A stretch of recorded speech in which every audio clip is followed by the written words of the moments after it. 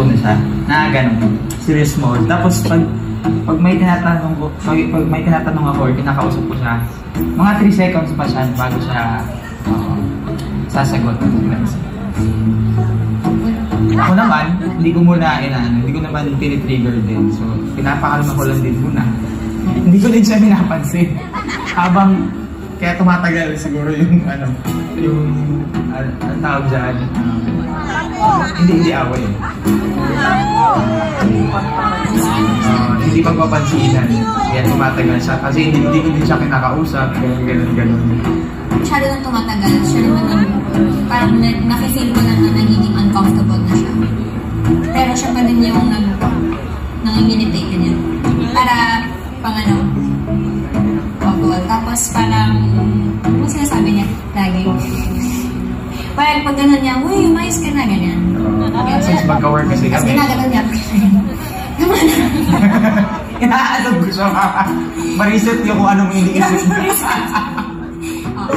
Ganon. Hindi naman, may mga times na na-hit niya yung mga weak points ko. Tapos, hindi naman na-offend, pero parang, gano'n ako sa kanya. Talaga. Mga light lang talaga. Sobrang. Wala naman sa amin yun. Tapos at the end of the day, parang pag nag-uusap na kami, same naman kami ng thoughts. Galing. Pero totoo po yun. Napanood po sa VTR namin kanina.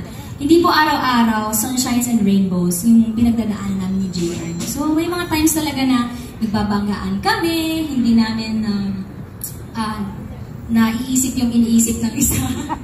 Ganon. Pero, hindi naman namin hinahayaan na. Dati yun.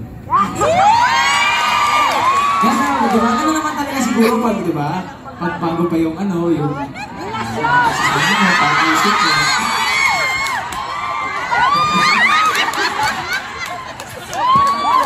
Hindi naman din namin hinahayaan na lumipas ang isang buong araw na hindi kami nagpapansinan. Mga 3 days na.